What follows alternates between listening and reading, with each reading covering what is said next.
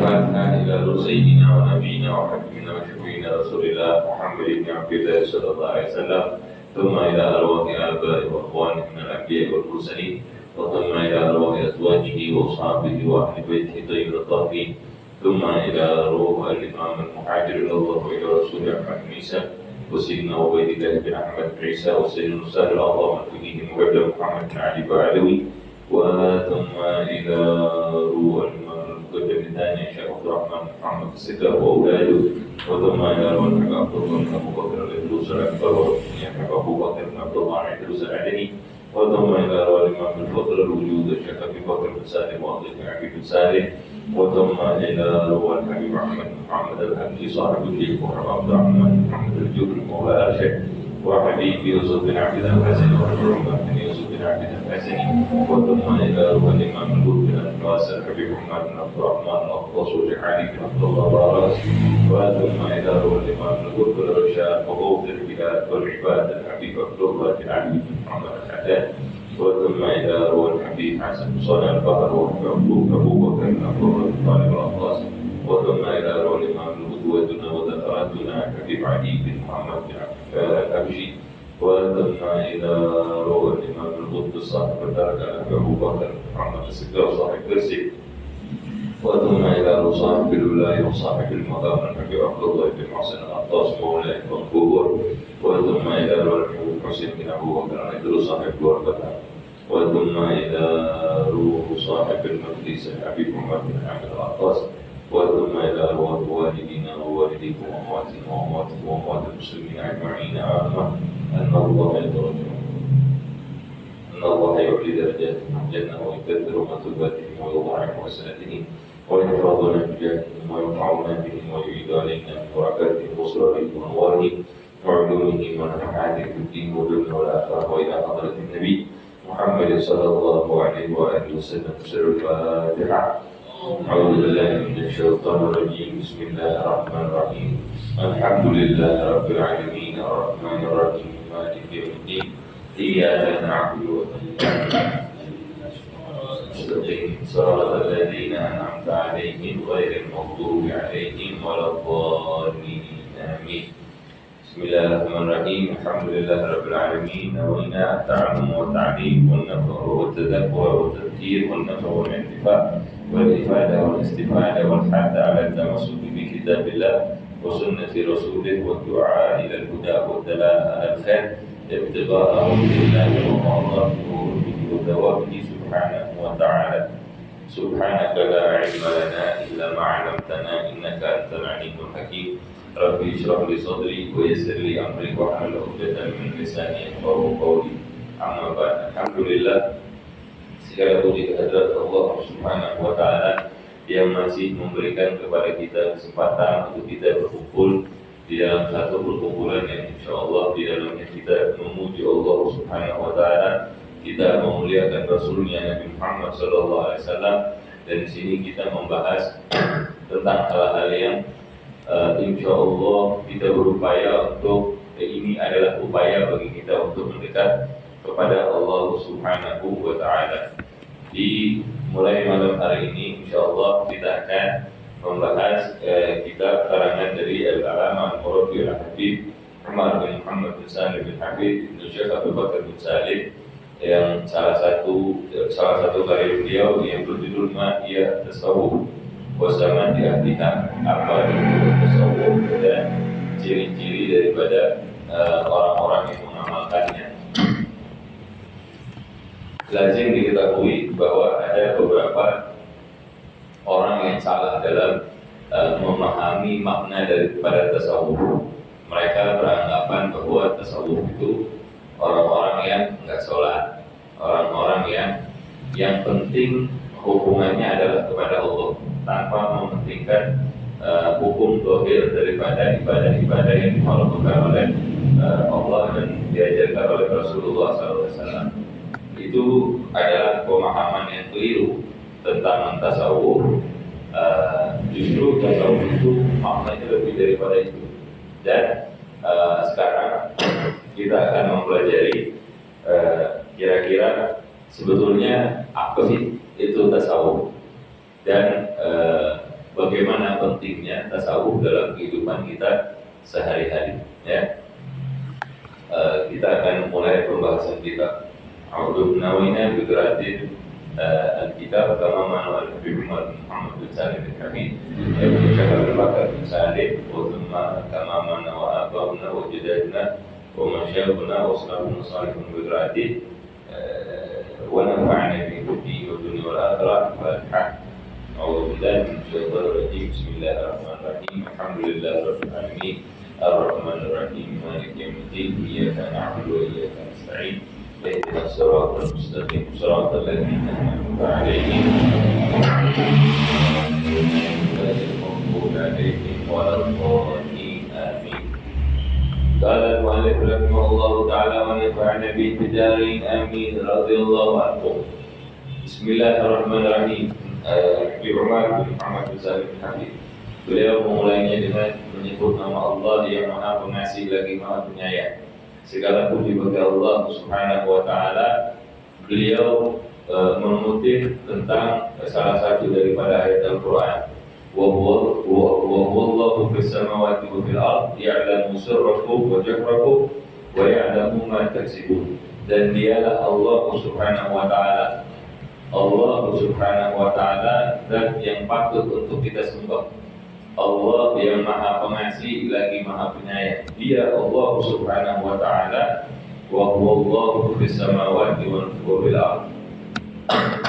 Dia adalah zat yang patut untuk kita sembah, yang disembah oleh orang-orang yang ada di bumi maupun makhluk yang ada di langit. Fis samawati wa fil ardi, oleh makhluk yang ada di langit maupun makhluk yang ada di bumi. Ya'lamu sirrakum, dia Allah yang disembah tadi oleh seluruh makhluk, oleh seluruh ciptaannya. Dia ya'lamu sirrakum wa jahrakum, dia mengetahui apa yang kalian rahasiakan, wa jahrakum, dan apa yang kalian tampakkan.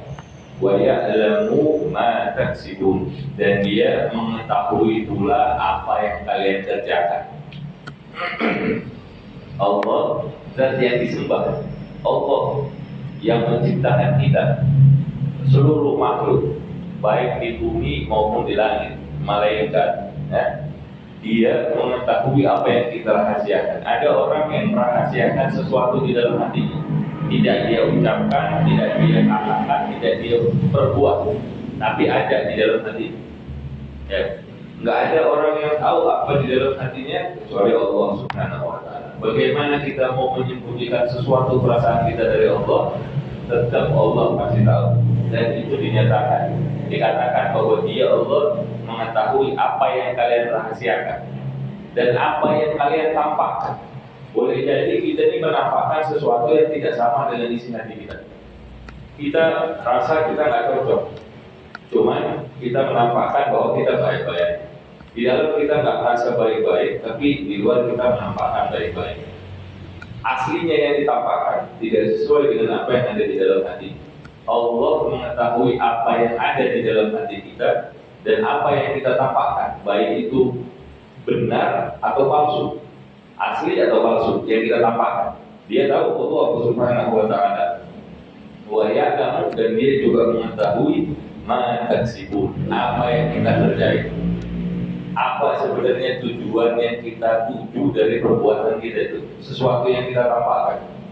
Strategi kita itu Allah tahu, rahasia hati kita Allah tahu.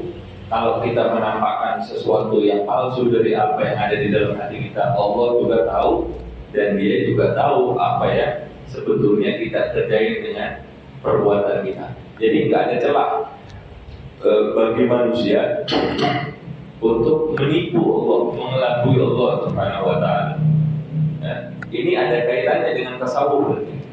Ini ayat-ayat yang dikutip berkaitan semua dengan tasawuf yang akan kita bahas dan kita dalami nanti.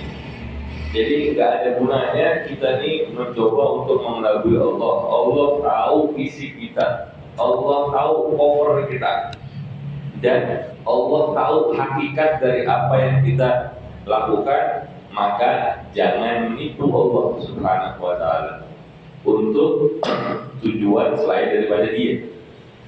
Boleh jadi kita ini banyak melakukan perbuatan baik, tapi tujuannya beda. Ada kita menampakkan perbuatan akhirat, tapi tujuan kita dunia. Ada orang yang menampakkan perbuatan sepertinya seperti perbuatan maksiat, tapi sebetulnya tujuan di belakangnya baik. Ada yang begitu, ya.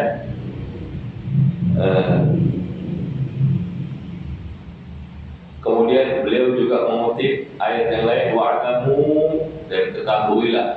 Kita Allah sedang berbicara sama kita, tahu, ketahuilah. Ini harus paham nih. Kita harus paham nih, wa'lamu, ketahuilah, annallaha, ini penekanan dari Allah Subhanahu wa taala. Wa'lamu annallaha, ketahuilah, sesungguhnya Allah, dipakai sesungguhnya Allah ya'lamu ma fi anfusikum, apa yang ada di dalam diri kalian, ada di dalam hati kalian, yang ada di dalam hati kita. Allah tahu dulu, benar-benar tahu. Allah tekankan itu dengan ayat itu, wa'lamu, ketahuilah. Kita ini gak bisa nipu Allah. Allah tahu, wa'lamu annallaha, sesungguhnya Allah ya'lamu ma fi anfusikum. Terus lanjutannya, fahdharu, maka takutlah kalian kepada. Berarti takut. Beda antara takut manusia kepada manusia dengan takut manusia kepada Allah. Kita kalau takut sama manusia lain, kita menjauh sama dia. Ini ada penguasa yang maling, boleh, malas kita dekat-dekat. Yang ada kita kecipratan dolimnya juga. Tapi kalau kita takut kepada Allah Subhanahu wa taala, nggak ada gunanya kita lari. Justru kita harus semakin mendekat. Kalau kita takut sama Allah, maka kita semakin mendekat kepada Allah. Takut di situ maknanya bersungguh-sungguh dalam mengharapkan keridhoannya Allah Subhanahu wa taala. Karena Allah nggak ada tempat buat sembunyi dari Allah Subhanahu wa taala. Kita ada orang pernah bertanya, saya lupa ini riwayatnya siapa, tentang siapa, tapi ada satu orang bertanya kepada satu orang alim, saya ingin berbuat maksiat, boleh kan? Katanya boleh, tapi dengan tiga syarat. Apa itu syaratnya? Yang pertama, ente boleh maksiat di tempat yang nggak diketahui oleh Allah Subhanahu wa taala. Ada tempat yang nggak diketahui oleh Allah? Nggak ada. Boleh maksiat tanpa menggunakan fasilitas dari Allah Subhanahu wa taala. Ada fasilitas yang kita punya selain daripada Allah Subhanahu wa taala? Nggak ada. Yang ketiga saya lupa. Tapi nggak ada tempat. Artinya nggak ada tempat buat kita untuk bersembunyi dari Allah Subhanahu wa taala. Kita takut kepada Allah, artinya kita bersungguh-sungguh mendekat untuk mengharapkan keridhaannya. Allah ini maha pengasih. Dia ini maha penyayang, maha dermawan dalam pemberian, maha lembut kepada makhluknya. Maka kalau kita takut kepada yang zat seperti itu, takutnya kita itu bukan lagi dari dia. Apa yang boleh takutnya dari Allah? Allah adil, keadilannya juga disembunyikan di balik sifat kasih sayangnya. Inna rahmati ghalabat ghadabi. Sesungguhnya rahmatku itu mendahului daripada amarahku.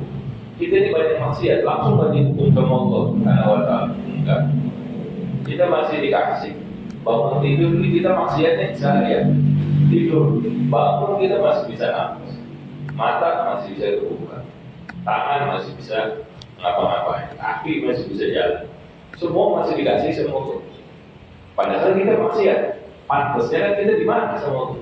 Kita dihukum sama Allah. Tapi Allah tak langsung semena-mena seperti itu. Masih dikasih kesempatan untuk kita bertobat. Ya. Takut itu maknanya bersungguh-sungguh dalam mendekat dan mengharapkan keridhaan dari Allah Subhanahu wa taala. Sungguh-sungguh maknanya sungguh-sungguh dalam niat, sungguh-sungguh dalam amal perbuatan, dan sungguh-sungguh dalam niat dan sungguh-sungguh dengan amal perbuatan. Dengan niat kita lurusin niat kita. Kita ini bukan orang yang mungkin selamat dari perbuatan kita. Perbuatan kita dalam amal baik kita banyak disusupi dengan sifat riya misalnya, dengan sifat sombong, dengan sifat-sifat yang buruk. Bahkan amalan kita pun syarat rukunnya mungkin banyak yang celak gitu ya, banyak yang salah, banyak yang keliru. Tapi dengan niatan yang baik, kita luruskan niat kita, kita tetap pelajari masalah syarat hukum rukun-rukunnya, sunnah-sunnahnya, adab-adabnya kita pelajari, kita jalankan. Maka dengan niat yang lurus, insya Allah segala kekurangan kita di dalam perbuatan itu bisa disempurnakan oleh Allah Subhanahu wa Ta'ala. Ya, jadi takut itu maknanya sungguh-sungguh mendekat,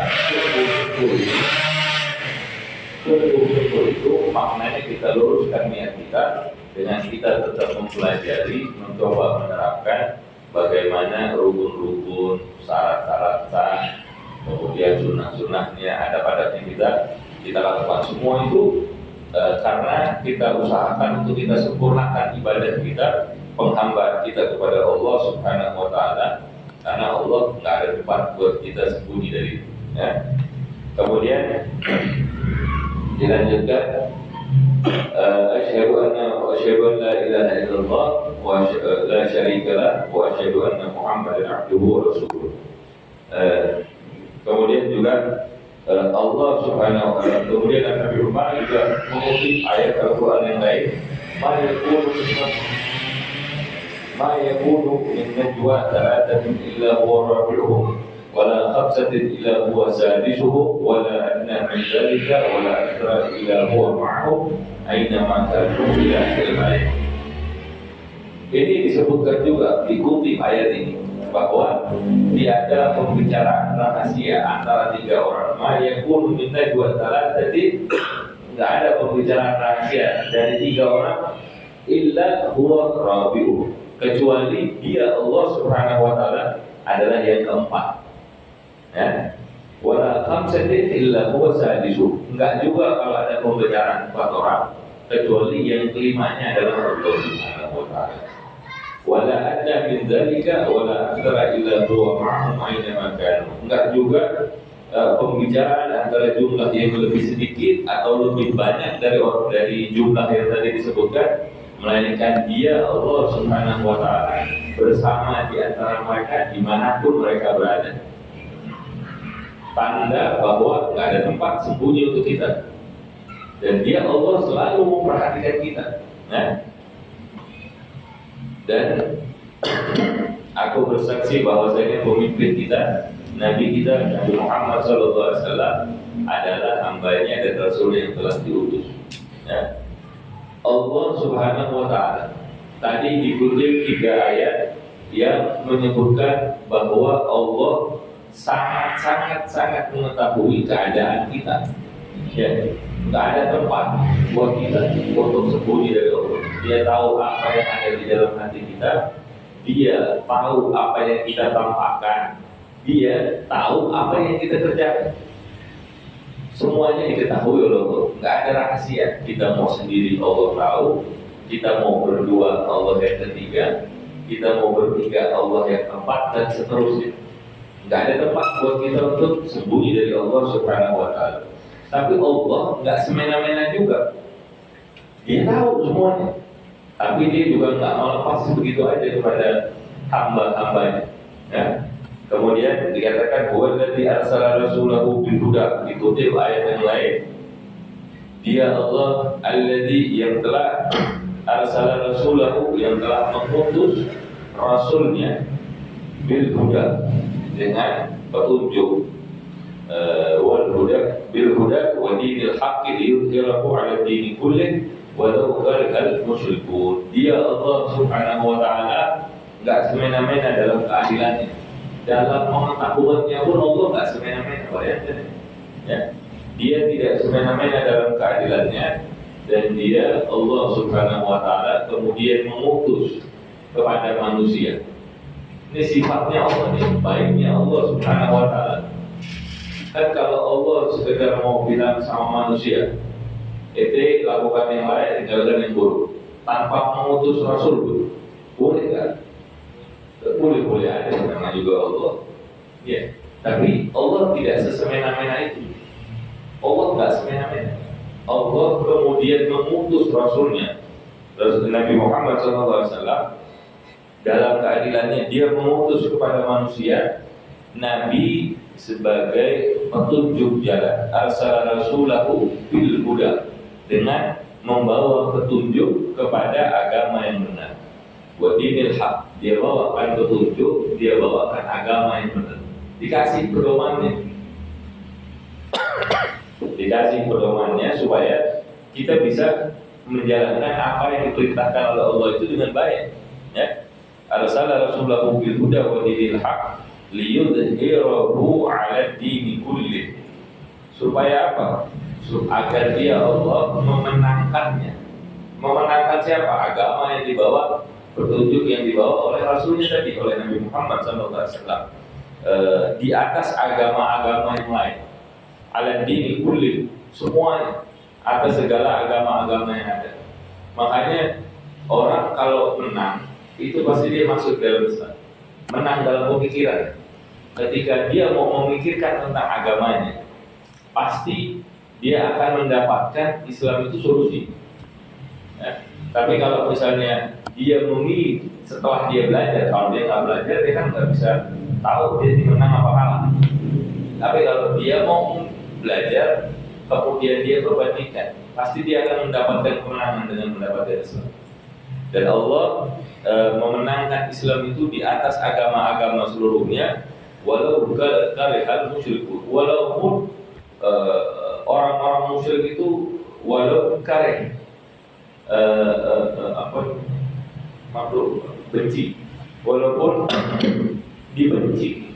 Ini agama dibenci sama orang-orang musyrik, nggak disukai, ya. Nggak disukai sama orang-orang musyrik. Makanya dari dulu pun, dari zaman Rasulullah SAW, ketika Allah turunkan agama itu orang-orang musyrik nggak ada yang senang dengan hal itu. Tapi mereka juga mau menolak agama itu nggak bisa. Akhirnya pakai jalan kekerasan, diperangi, dikucilkan, diembargo, pokoknya segala sesuatu untuk mematahkan itu dilakukan oleh orang-orang musyrik karena kebencian mereka terhadap agama. Tapi janjinya Allah sudah ditetapkan.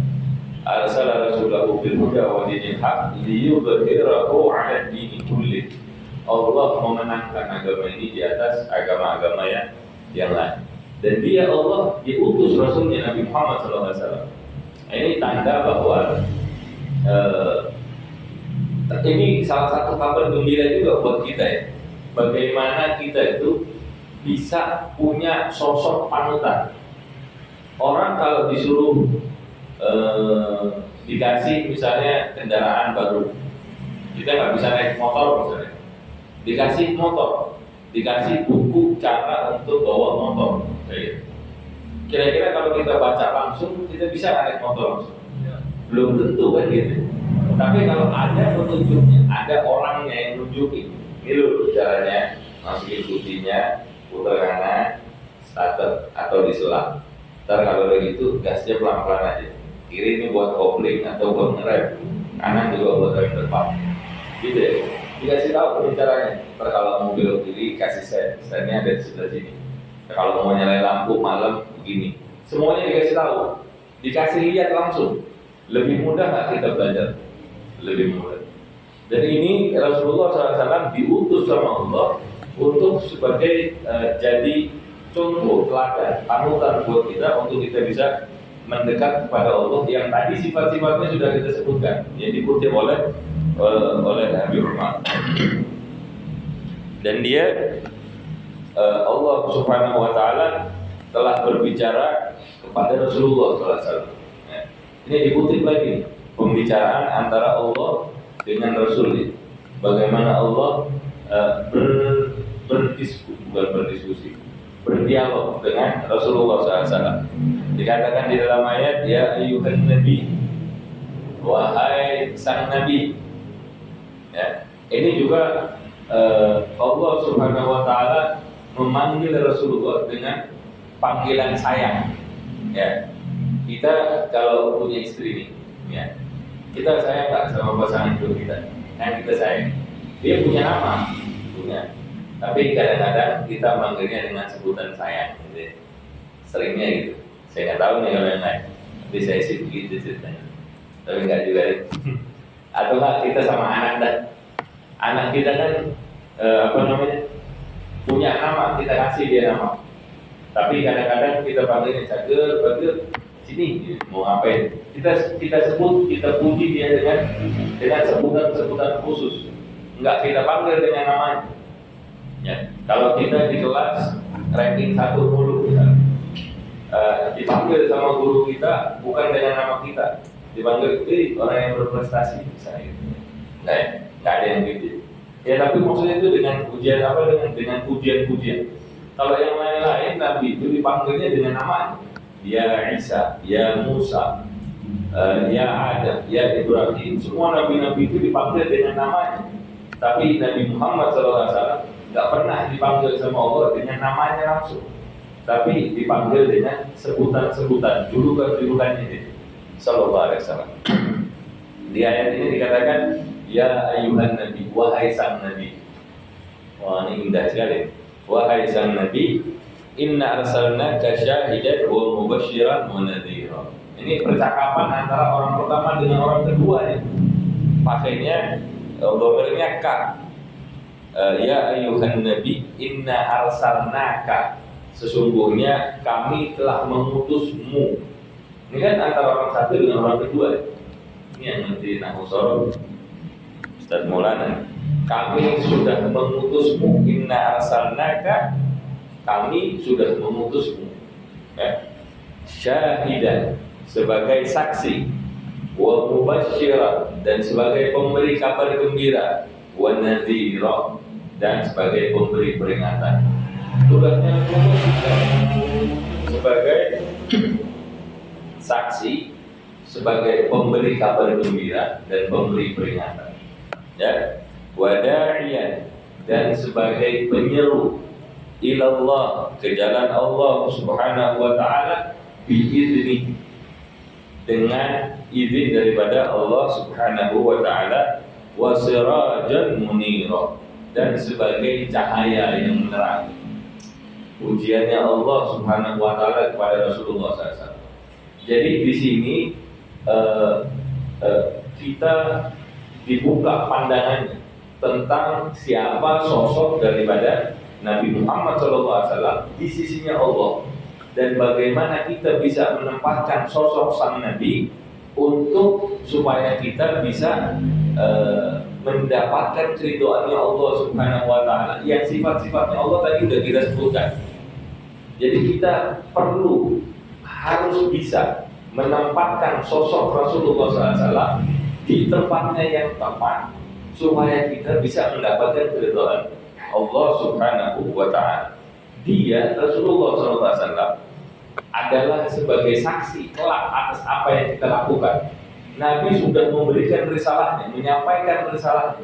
Maka dia Rasulullah SAW akan menjadi saksi bagi kita kelak di hadapan Allah.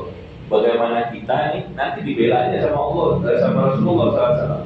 Kalau kita berusaha untuk menjalankan apa yang sudah disampaikan oleh sang Nabi, Rasulullah akan menjadi saksi buat kita bahwa kita ini sudah menjalankan. Dan Nabi juga sifatnya wa mubasysyiran, penyampai kabar gembira. Dia Rasulullah SAW menyampaikan apa-apa yang sudah disampaikan oleh Allah, yang telah diperintahkan oleh Allah untuk disampaikan. Dan semuanya itu adalah kabar gembira kalau begitu. Wa nadhira, dan juga peringatan. Yang dikasih itu kabar gembiranya dulu, baru peringatan.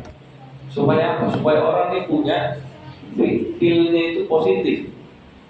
Kita tuh kalau dikasih perintah misalnya, ente lakukan ini, ya, lakukan satu perbuatan. Kalau ente nggak lakuin, anak hukum. Kira-kira feel-nya itu negatif atau positif? Negatif kan, diancam. Tapi Rasulullah sifatnya ini yang disebut wa mubasysyiran dulu, baru nanti ente ana perintahkan sholat, tapi entah kalau ente jalani. Kalau ente jalani perintah itu, ente dapat hadiah dari berupa surga, anak kasih surga. Senang kan? Orang kalau dikasih tahu gitu, anak jalankan, anak dapat hadiah, bahagia kan? Positif kan? Tapi kalau enggak, ntar dia dapat neraka ya. Berat juga ya. Wah, jadi orang itu punya feel positif dulu. Wah, ini saya kalau ngakui dapat surga ya. Kalau saya malas-malasan, baru saya masuk ke dalam nerakanya Allah. Wah. Jadi dia di satu sisi dia tahu juga dia harus menjadi waspada terhadap amal perbuatannya sendiri. Kan? Dia bersemangat untuk mencapai surga dan dia nggak mau untuk masuk neraka. Makanya dia punya semangat untuk mendapatkan keridhaan dari Allah Subhanahu wa taala. Wajahan ilallah bi'idznih wa sirajan munira. Dan sebagai penyeru kepada agama Allah Subhanahu wa taala dengan izinnya dan sebagai cahaya yang menerangi. Sirajan munira. Apa namanya? Ya, cahaya yang menerangi. Wa basyiril mu'minin, dan berikanlah kabar gembira bagi siapa? Bagi orang-orang mukmin. Ada nih syaratnya untuk mendapatkan kabar gembira ini. Syaratnya harus beriman dulu. Karena yang dikasih kabar gembira, wa basyiril mu'minin. Ada syaratnya nih. Wa basyir al-mu'minin. Ya. Berikanlah kabar gembira kepada orang-orang mukmin bi anna lahum minallahi fadlan kabira. Sesungguhnya bagi mereka orang-orang yang beriman, ya, karunia Allah yang besar. Apa karunia Allah yang besar? Apa karunia Allah yang besar? Kalau sesuai konteks bahasan di dalam teksnya ini, konteksnya itu karunia dari yang besar dari Allah itu Rasulullah SAW. Karena dia adalah sirajul munir, cahaya yang menerang, yang menjadi petunjuk bagi kita, yang menjadi pemberi kabar gembira, pemberi peringatan bagi kita, ya, penyuruh agama Allah Subhanahu wa taala.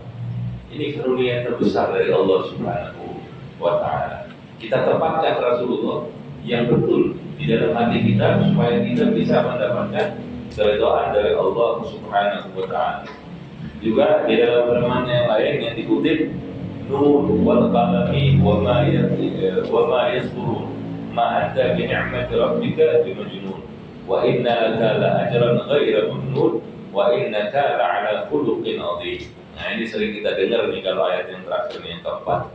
Wa innaka la'ala khuluqin 'adzim. Nun, apa itu nun? Hanya Allah yang tahu tentang maknanya. Wal qalami wa ma yasturun. Demi qalam, demi pena, qalam, dan apa yang mereka tulis, apa yang ditulis olehnya, ya. Ma anta bi ni'mati rabbika bimajnun. Berkat nikmat dari Tuhanmu Muhammad sallallahu alaihi wasallam, sekali-kali engkau bukanlah seorang yang majnun, yang gila. Karena Nabi dituduh orang gila. Di zamannya Nabi itu dituduh orang yang gila.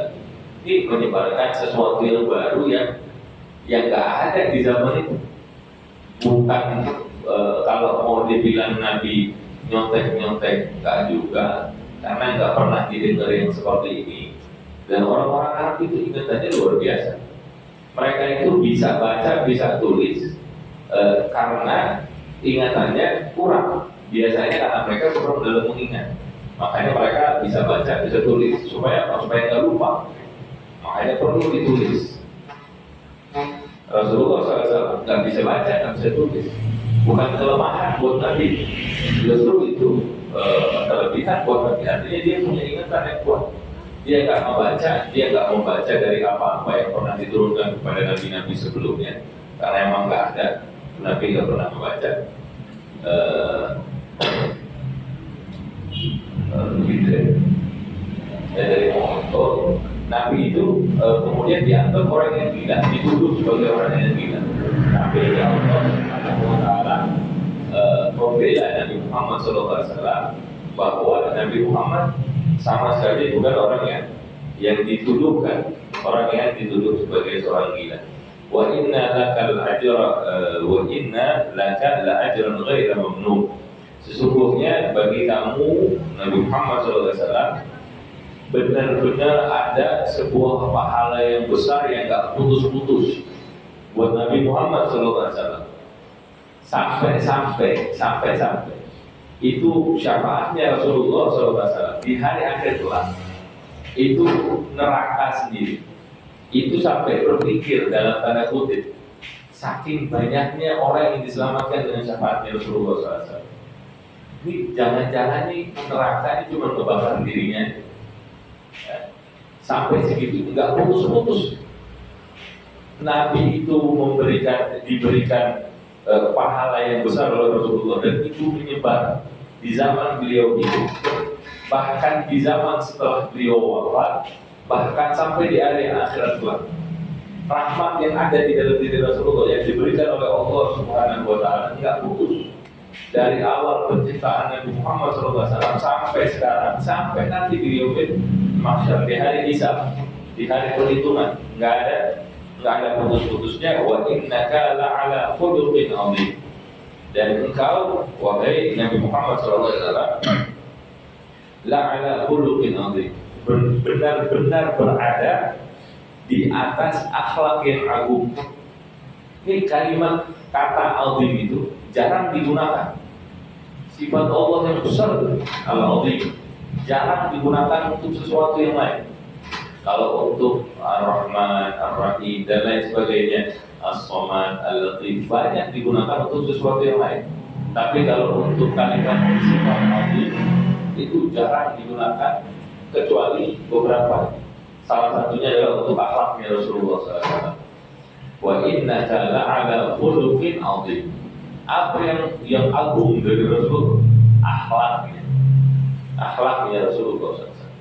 Maka kaitannya dengan ayat yang awal tentang Allah Subhanahu wa Ta'ala dan juga tentang Rasulullah ini di sini kita diarahkan bagaimana kita bisa menempatkan posisinya Rasulullah SAW untuk kita bisa mendapatkan keridhaannya Allah, pandangannya Allah, yang dia Allah mengetahui rahasia kita, apa yang kita tampakkan dan apa yang kita perbuat, seperti itu ya. Jadi kutipan-kutipan ini ada kaitannya satu sama lain, ada maksud yang ingin disampaikan.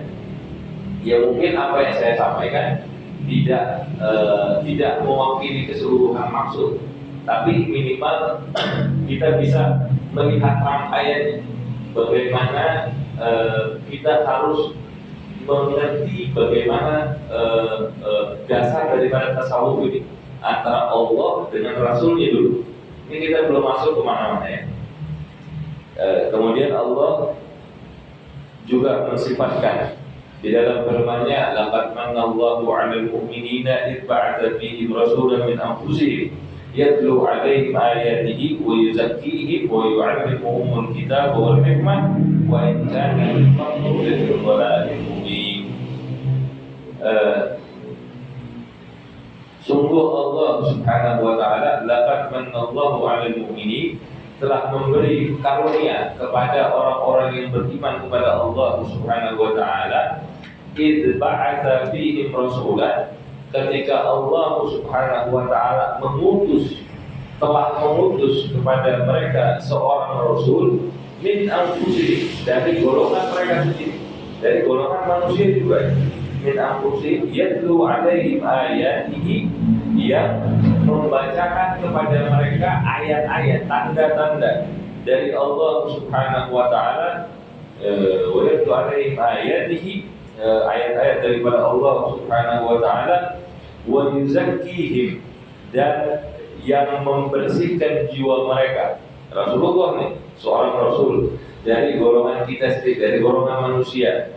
Dia rasul yang membacakan kepada kita ayat-ayat Allah Subhanahu wa Ta'ala, dan dia rasul wa yuzakkihim, yang membersihkan jiwa-jiwa kita dengan contoh, dengan peneladanan, dengan kebenaran ayat-ayat dari Allah Subhanahu wa Ta'ala, wa yu'allimuhumul kitab, yang mengajarkan dia Rasulullah SAW yang mengajarkan kepada mereka, kepada kita. Alkitab maksudnya adalah Al-Quran. Alif Lam Ma'rifah di depan. Alkitab buku itu. Apa buku itu? Kitab itu apa? Ya Al-Quran maksudnya. Wa yu'allimuhumul kitab wal hikmah, dan hikmah yakni as-sunnah. Wa in kanu min qablu lafi dhalalin mubin. Padahal sesungguhnya sebelum kedatangan sang Rasul, sebelum kedatangan Nabi, sebelum diutusnya Rasulullah SAW, min qablu lafi dhalalin mubin, sesungguhnya mereka dalam keadaan kesesatan yang betul-betul, kesesatan yang nyata. Sebelum ini kita tahu, ini kita ulang lagi di masalah posisinya seorang Rasulullah SAW di hadapan kita, supaya kita bisa memahami betul-betul sosok daripada Rasulullah SAW. Sebelumnya manusia itu dalam keadaan tersesat, sesatnya nyata, betul-betul sesat. Yang mereka nyembah sesuatu yang mereka bikin sendiri. Berhala-berhala itu dibikin sama tangannya, kemudian disembah. Bahkan di zamannya Nabi Ibrahim itu ada satu berhala yang memang paling diagungkan. Zaman Nabi Ibrahim, di situ ada beberapa berhala yang lain yang lebih kecil. Sama Nabi Ibrahim dihancurkan yang kecil-kecil, kemudian disisakan satu, dikasih buktinya, misalnya palu yang gitu, di dekat sama berhala yang besar. Orang tanya sama Nabi Ibrahim, karena yang dicurigai pasti Nabi Ibrahim. Ini siapa yang menghancurkan berhala-berhala yang kecil? Kata Nabi Ibrahim, itu berhala yang gede. Mereka bilang, nggak mungkin, bagaimana bisa berhala itu yang gede kok ngancurin yang kecil? Sama Nabi Ibrahim, kita tahu, ini dia nggak ngancurin aja, dia nggak bisa, masa yang nanti sembah gitu? Itu kan dalam kesesatan yang kebodohan yang betul-betul nyata gitu. Mereka ada anak perempuan tidak diharapkan, langsung dibunuh, dikubur hidup-hidup. Bayangkan bagaimana nggak dalam kesesatan, dalam kebodohan. Bahkan sampai Sayyidina Umar sendiri itu dulu dia Sayyidina Umar pernah menangisi perbuatannya dulu yang ketika belum masuk dalam Islam. Dia menangisi perbuatannya dulu karena dia pernah melakukan hal itu. Sayyidina Umar itu mengetahui kedudukannya Rasulullah betul-betul. Nah, salah satu orang yang mengetahui kedudukan betul-betul Rasulullah SAW. Dia Nabi Muhammad SAW sejak datangnya merubah seorang Sayyidina Umar yang dulunya melakukan kebodohan seperti itu, kemudian menjadi mulia karena dia mengikuti Rasulullah SAW. Dia yang membersihkan Rasulullah SAW. Dia yang membacakan ayat-ayat Allah kepada mereka, kepada para sahabat saat itu. Kemudian membersihkan jiwa mereka, dibantu sama Rasulullah, difahamkan tentang apa makna daripada ayat-ayat Allah yang Allah sampaikan. Ya. Kemudian dia Rasulullah SAW, dia yang pertama kali mengajarkan Al-Quran, dan dengan gerak-geriknya dia mengajarkan banyak hikmah kepada para sahabat. Dengan begitu mereka itu keluar dari keadaan kesesatan yang nyata dari itu, kebodohan itu. Kemudian mereka diberi hidayah, siratal munir. Karena mereka melihat cahaya, maka kegelapan itu menjadi hilang. Kegelapan itu kan kalau katanya Einstein, itu adalah keadaan di mana tidak ada cahaya. Nggak ada cahaya, gelap itu cuma karena nggak ada cahaya.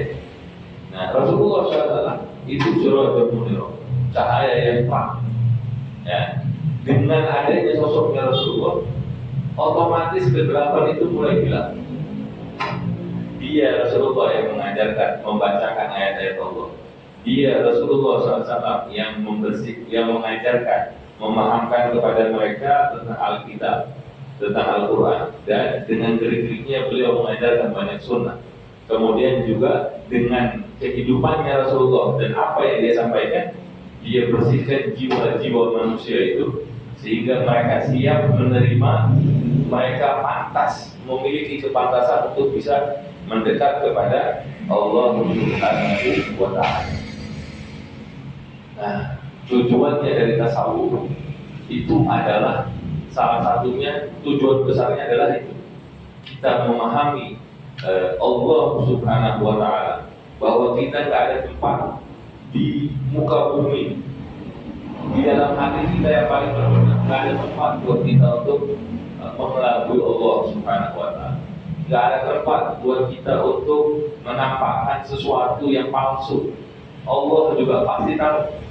Dan apapun perbuatan yang kita lakukan, baik itu sesuai atau tidak sesuai dengan apa yang ada di dalam hati kita, Allah itu juga tahu.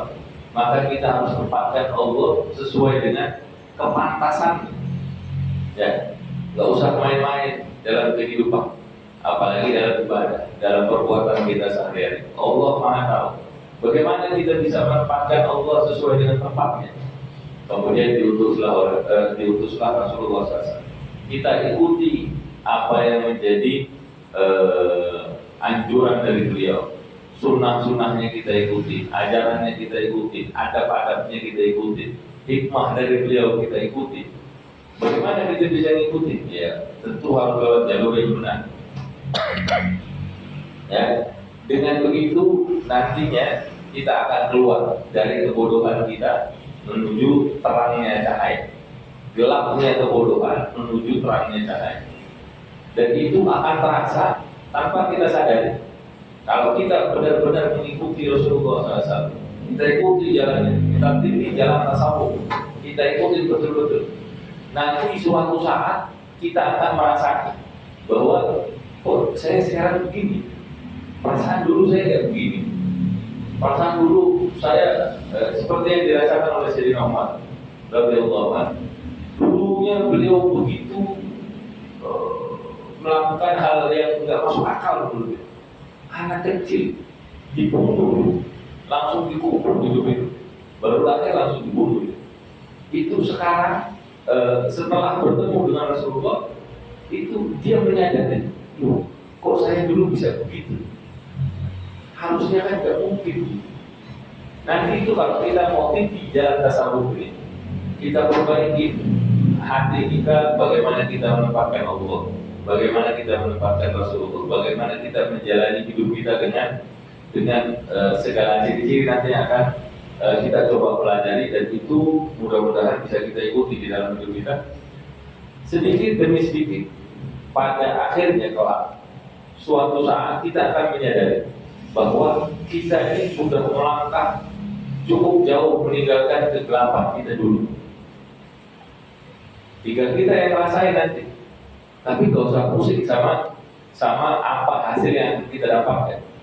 Kita yakin, kita jalani dengan serius, pakai kacamata kuda.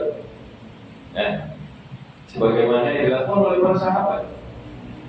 Mereka diuji, Rasulullah SAW diuji, para sahabat diuji, mereka tetap teguh dalam pendirian.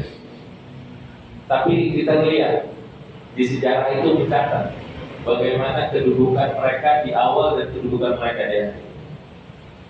Sayyidina Umar yang dulunya melakukan keburukan seperti itu, sekarang siapa orang yang mulia? Salah satu dari 110 sahabat utamanya Rasulullah SAW. Keren kan? Kira-kira kedudukannya sahabat itu bagaimana? Sahabat dekatnya Rasulullah SAW, yang sampai ketika beliau mau meninggal, yang dipikirin, kalau kita kan kalau meninggal dituntun la ilaha illallah Muhammadur Rasulullah, la ilaha illallah. Dia pikirkan apa? Yang dipikir oleh Sayyidina Umar. Ketika dia sudah mau wafat, maka dia panggil anaknya, Abdullah. Sini, kenapa dong?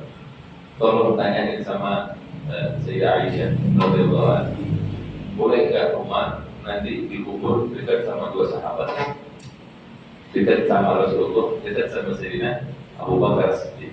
Boleh tanya? Ini udah mau mati, yang dituju kedekatan bersama dengan Rasulullah SAW. Apa Sayyidina Umar ini syirik? Kok mementingkan Rasulullah daripada Allah Subhanahu wa Ta'ala? Bukan, dia bukan syirik. Justru dia tahu jalan yang benar. Untuk bisa mencapai kepada Allah harus dekat sama Rasulullah SAW. Jadi kalau misalnya itu sebagaimanapun kita berusaha untuk mendekat kepada Allah, tapi jauh dari Rasulullah SAW, jauh dari keluarganya, jauh dari sahabatnya. Bagaimana kita mau dekat sama Allah Subhanahu wa Ta'ala? Nggak bisa. Harus melalui jalur itu yang dicontohkan oleh Sayyidina Umar. Bahkan matinya dia, di kuburnya mau dekat.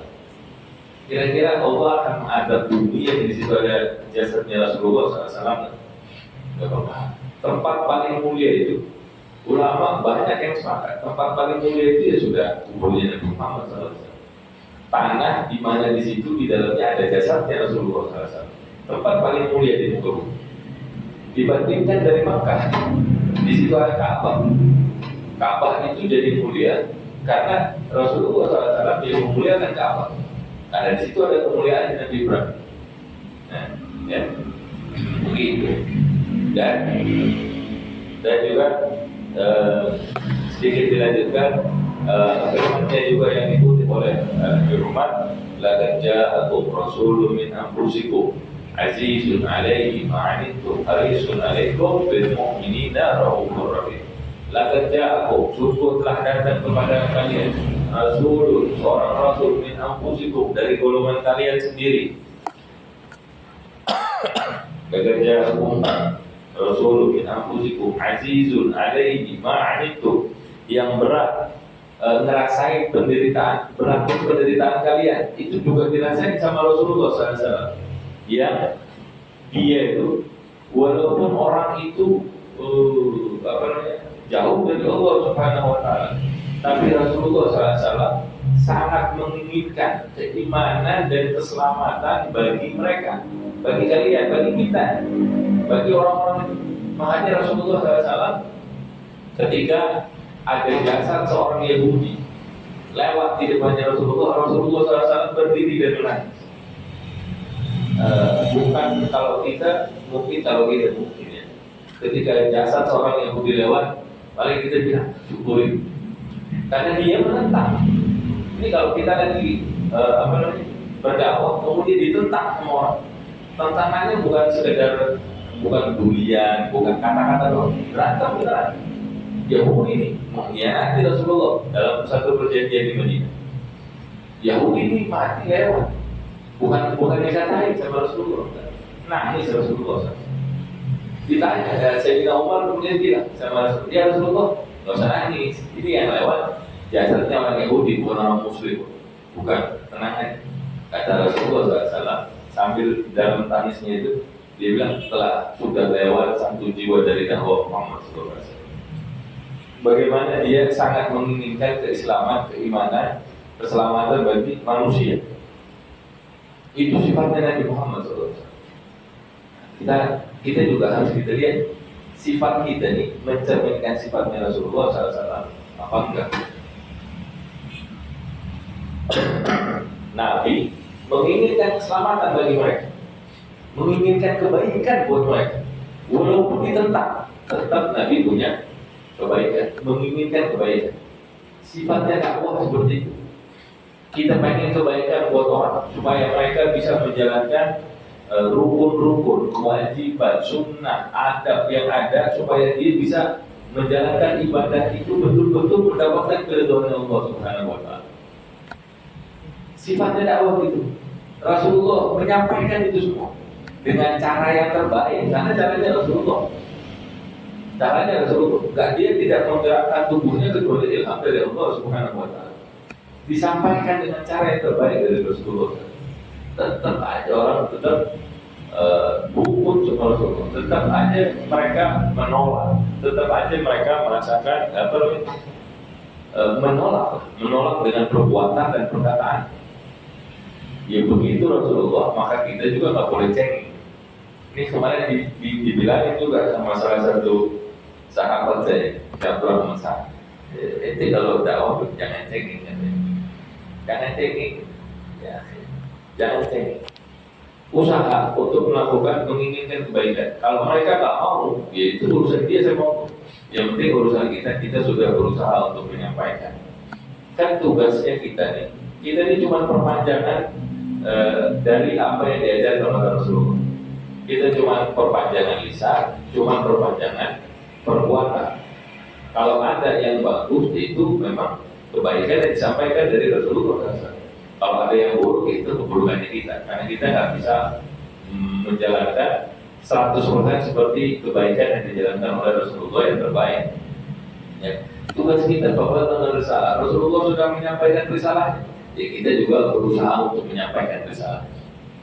Wa'adal amanah, amanahnya sudah ditunaikan. Ya sudah, kita yang penting sudah menunaikan amanah yang pengetahuan yang dititipkan sama kita. Kalau misalnya orang mau terima atau enggak terima, itu urusan bainahu itu antara dia dengan Allah Subhanahu wa Ta'ala. Kita mau paksa, nggak bisa. Yahudi itu aja meninggal dalam keadaan dia tidak menerima dakwahnya Rasulullah SAW. Nabi tetap aja nangis. Ya. Nabinya berusaha, tapi Allah punya ketentuan lain buat orang itu. Yaitu gimana Allah Subhanahu wa Ta'ala. Maka dengan begitu kita bisa menempatkan dengan tepat bagaimana minimal kalau nggak 100% tepat, ya minimal ada berapa persen lah yang bisa kita contohkan. Yang penting kita punya ikatan. Kalau kita nggak bisa 100% seperti itu, minimal ada jalan kita 1% aja yang kita bisa ikuti dari jalan tasawuf ini, supaya kita punya jalan untuk mengikuti Rasulullah SAW. Dan itu dengan jalan yang satu tadi itu kita bisa mencapai Allah Subhanahu wa Ta'ala. Jalan menuju Allah ini sebanyak hembusan nafas makhluk. Sebanyak hembusan nafas makhluk. Begitu banyak jalan. Jangan putus semua. Satu kali kita pegang. Minimal satu kali kita pegang. Waktu Habib Umar ditanya sama satu orang LGBT di Malaysia yang lalu, kan jawabannya ketika ditanya bagaimana pendapat Habib tentang orang-orang seperti kami, orang-orang LGBT, dia bilang jangan putus harapan sama Allah Subhanahu wa Ta'ala. Tetap lakukan amal kebaikan apa yang bisa kalian lakukan. Ya, dibilang tetap berbakti sama orang tua, tetap puasa, sholat kalau sholat, tetap puasa kalau lagi bulan puasa. Pokoknya jangan memutus hubungan walaupun kelakuannya jelek. Walaupun kelakuannya jelek. Karena dicontohkan waktu itu dikutip ada satu kisah tentang satu orang kepala perampok yang sedang menjarah rampokannya, kafilah yang menjadi rampokannya. Ketika waktu maghrib, si kepala perampok itu buka puasa. Yang dirampok bingung, nah, ente ini ngerampok, tapi kok ente buka puasa? Iya, dia bilang, saya nggak ingin memutus satu jalan saya kepada Allah Subhanahu wa Ta'ala. Dia ngerampok, melakukan hal yang buruk, tapi jangan pernah memutus jalan kepada Allah Subhanahu wa Ta'ala. Jangan, karena makanya itu kalau dibikin orang pemabuk tetap dia punya kewajiban untuk bilang bahwa mabuk itu haram. Mabuk memang haram, walaupun dia seorang pemabuk. Tidak dia kemudian menghalalkan mabuk-mabuk. Nggak jadi halal kemudian. Nah, dia tidak memutuskan jalannya untuk kembali kepada Allah Subhanahu wa Ta'ala. Di tahun berikutnya, ketika si rombongan kafilah ini haji, dia ketemu dengan si kepala perampok itu. Dia udah tobat daripada perbuatannya merampok. Katanya kok bisa? Allah jadikan dengan puasanya tadi itu mungkin sehingga dia bisa rujuk kepada Allah. Dia bisa menyesali jalan yang salah yang pernah dia lakukan, tapi dia tetap punya satu jalan tadi itu untuk menuju Allah, sehingga Allah mengalirkan rahmatnya melalui jalan tersebut. Ya, nah ini yang kita coba tempuh di jalan tasawuf. Ya mungkin kita nggak bisa 100%, nggak apa-apa. Yang penting kita punya jalan. Mau itu cuma satu itu yang kita pegang kuat-kuat. Ya, kita bina sekarang jalan kita menuju kepada Rasulullah SAW. Karena nggak ada jalan untuk kita mencapai Allah secara langsung. Nggak ada. Dikatakan di dalam ayat, kuntum tuhibbunallah. Kalau kita ngaku kita cinta sama Allah, nggak ada jalan langsung kepada Allah. Kecuali satu, fattabi'uni, ikuti Rasulullah SAW. Udah ikuti jalan kepada Rasulullah. Tujuan kita belajar ini, kita coba membina sebanyak mungkin jalan untuk kita bisa sampai kepada Rasulullah. Kita ikuti. Bagaimana nanti kita dikenali oleh Rasulullah SAW? Orang sifatnya Rasulullah tadi disifatkan oleh Allah, rahmatnya ini nggak putus-putus. Kalau kita di dunia belangsang, tapi kita punya jalur tetap dikenal oleh Rasulullah SAW sebagai umatnya, banyak-banyak sholawat. Paling gampang untuk kita bisa dikenali sebagai umat Rasulullah SAW. Walaupun kita belangsang waktu itu kayak begini dah kita, tapi insya Allah ketika kita wafat masih ada keimanan di dalam hati kita. Kita masih bisa dikenali oleh Rasulullah. Rasulullahnya, rahmat Allah kepada Rasulullahnya nggak putus. Karena tidak putusnya rahmat Allah kepada Rasulullah, itu yang kita harapkan supaya kita ini bisa dikenal sama Rasulullah, supaya kita bisa selamat dari siksanya Allah Subhanahu wa Ta'ala. Bukan karena kitanya yang hebat, bukan, sama sekali bukan karena kitanya yang hebat, karena sosoknya Rasulullah itu sifatnya memang disifati oleh Allah Subhanahu wa Ta'ala. Rahmat yang Allah berikan kepada beliau sallallahu alaihi wasallam enggak putus-putus. Enggak di dunia sampai di akhirat, di hari perhitungan. Ya, semoga kita berharap semoga Allah mencurahkan salawat dan salam serta salawat yang terbaiknya dan salam tersuci kepada Nabi Muhammad sallallahu alaihi wasallam, juga kepada keluarganya dan sahabat-sahabatnya yang dimuliakan, sehingga yang menyertai Al-Quran dan tak akan berpisah hingga keduanya mendatanginya di telaga Haud kelak di hari kiamat, juga kepada sahabat para muhajirin dan ansor, dan orang-orang yang memiliki keutamaan dan kemuliaan, dan orang-orang juga dan juga kepada orang-orang yang mengikuti mereka. Semoga Allah mencatat nama-nama kita di sini, nama-nama pasangan hidup kita, keluarga kita, ayah bunda kita, kakek-kakek kita semua, juga dengan nama-nama dari anak keturunan kita kelak sebagai nama-nama orang-orang Islam yang bisa bertemu dengan Rasulullah SAW di telaga Haudnya, karena kita mencintai Rasulullah, kita mencintai apa yang dicintai oleh Rasulullah, kita cintai sahabatnya, kita cintai keluarganya, kita mencintai orang-orang yang mengikuti mereka. Semoga Allah mencatatkan nama kita dan semuanya tadi itu, dan Allah wafatkan kita dalam keadaan husnul khatimah, dan kita dikenali di hari penghakiman kelak sebagai umat Nabi Muhammad SAW, dan kita diberikan bagian daripada keistimewaan rahmat yang Allah berikan kepada Nabi Muhammad yang tak terputus-putus, sehingga kita bisa selamat dari siksanya Allah dan dikumpulkan bersama dengan Rasulullah SAW di dalam surga Firdaus al-A'la tanpa hisab dan fitnah. على هذه النية ولكل نية صالحة وإلى حضرة النبي محمد صلى الله عليه وآله وسلم. سورة الفاتحة. أعوذ بالله من الشيطان الرجيم. بسم الله الرحمن الرحيم. الحمد لله رب العالمين الرحمن الرحيم مالك يوم الدين إياك نعبد وإياك نستعين اهدنا الصراط المستقيم صراط الذين أنعمت عليهم غير المغضوب عليهم ولا الضالين.